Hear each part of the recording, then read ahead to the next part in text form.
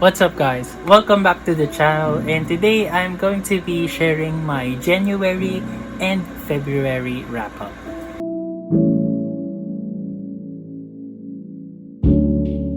Since I didn't read much from January and February, I just decided na pagsamahin na lang tong wrap-up ko na to sa isang video. And let's start with my January wrap-up.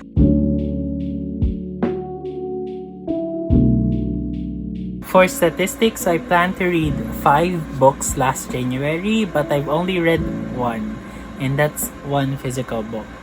Out of the days in January, I read 10 out of 31 days. So, that's pretty sad considering that's what, 1/3 of the month lang yung time na nagbasa ako. And that's all for my very small statistics from January. Let's start with my wrap-up, which is only 1 book honestly, and that's Realized by Fallen Baby Boo Boo, and this book I rated 3 out of 5 stars. Again, this is the only book I've read in January. It was one of my blind picks for the month, and it was perfect timing because I just finished reading a mini Fallen Baby Boo Boo reading marathon noong December. So when I picked this out of the pile, sobrang sakto lang talaga kasi I wanted to read more from Ate L, and this was the book I got. In this book, we follow Maxine as she adjusts to a new environment following the divorce of her parents. So here, susundan natin siya sa bagong school, and she meets new friends, some frenemies, and then maybe even love. I think Realize might be Ate L's weakest book, probably her weakest character writing as well. While reading the book, I just felt like we followed way too many characters, and it just took away the spotlight from Maxine and then Tom. Don't get me wrong, there were cute moments between them, but we never really go deeper than that. We never really go deeper than cute. Overall, we have a very straightforward high school romance and then decent storytelling. Pero para sa akin, hindi ito yung isa sa mga stories ni Ate L na babalik-balikan ko. That's all for January dahil I had a month-long reading slump after naming magbakasyon nung January kasi birthday ng papa ko. And now let's move on to my February wrap-up.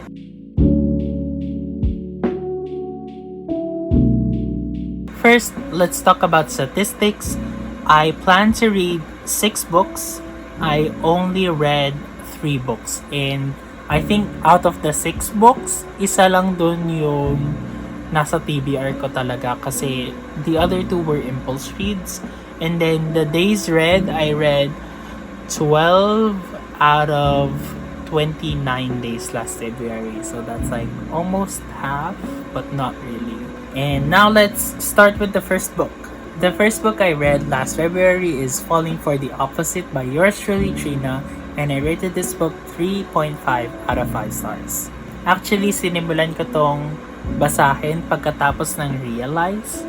This book I immediately read after Realize because I wanted a different reading experience regarding high school romance, and it definitely achieved that. But one thing, I feel like I didn't give it its flowers because I had a month-long reading gap in between reading the book. So, sinimulan ko siya, I took a break for a month, and then I picked it back up again after that reading slump. In this book, we follow Celeste during her senior year. Her supposed to be simple life is thrown for a loop when one night, she gets locked inside the school and she meets Drew. They immediately realize na magkakilala sila na they have nothing in common from each other. But after nung gabing yun, they really just can't stay away from each other. Especially si Celeste. I thoroughly enjoyed reading through it because yung focus natin dito sa libro is just with Celeste and Drew. And sure, there are other love stories happening in the book, but they happen in the background. And I just really love na nakita natin yung growth ni Celeste and ni Drew para sa sarili nila and para sa isa't isa. I honestly wish we could see more from Celeste and Drew because they were just that great of characters. If you want a cozy, low stakes high school romance, then this is the book for you. The next book I read is The Duke and I by Julia Quinn. I rated this book 3.5 out of 5 stars. I've always wanted to read the Bridgerton books after watching the show. So, nung nahanap ko to sa book fair and it was only 200 pesos, binili ko na. And I feel like ito yung libro na truly got me out of my reading slump because after this book, I just kept reading and reading and reading. So it gave me back my interest in reading books basically. In this book, we follow Daphne and Simon as they form a fake courtship para tulungan nila yung isa't isa during the courtship or marriage season dun sa London. For Daphne, she hopes na yung arrangement na to yung magbo-boost ng reputation niya sa mga eligible bachelors ng London.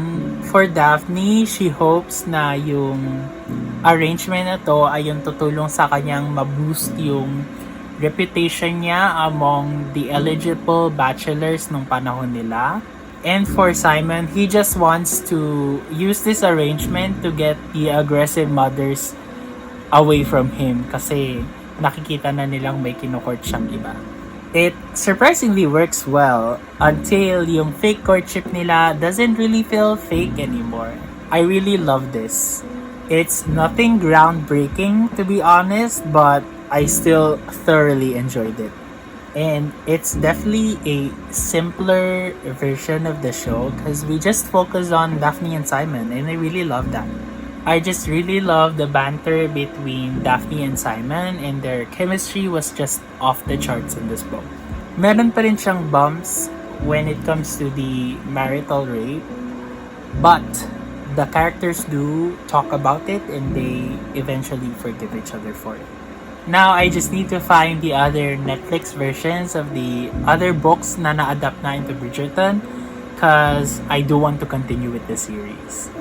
The last book I read in February is Operation Break the Casanova's Heart by Ali Looney. And I rated this book 2 out of 5 stars. For me, this was such a disappointing read because I had so much nostalgia regarding the Wattpad version of this story. In this book, we follow Naomi as she tries to get revenge on Stephen, the esteemed Casanova, by making him fall for her and then breaking his heart. So she's gonna give him a taste of his own medicine. My biggest gripe with this book is its decision to translate the Wattpad version into English. I feel like switching languages just made this version of the story lose so much heart na meron doon sa Wattpad version. Conversations feel clunky, jokes don't really land as well in English as it does in Tagalog or Taglish, and everything in this book just feels rushed. I also realized that the character motivations in this book are so shallow and not that well thought out. So much of their growth and romance was just told to me instead of being shown to me. So another book with a bad case of show versus tell.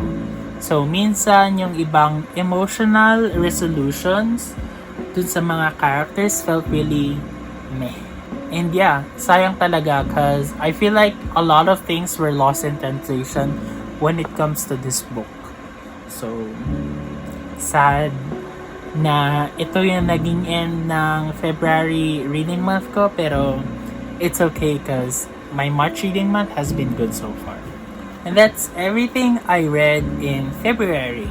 It's a pretty okay reading month. Kung mapapansin nyo, I read romances throughout February, which is hindi ko napansin na yun palang ginagawa ko. Kasi iba talaga yung nakaplano kong basahin this month. So most of these were just impulse reads. And yeah, nagulat na lang ako nung rinarap up ko na to, yung sinusulat ko yung script ko for today. na puro romance pala yung binasa ko. So, imagine that. But the thing is, most of the romances here were just okay. And after reading through these different romances, parang nag-crave lang ako lalo na magbasa ng better written romance. And hopefully, meron akong mahanap ngayong March. Because so far, it's pretty okay din naman. Again, that's 4 books in 2 months.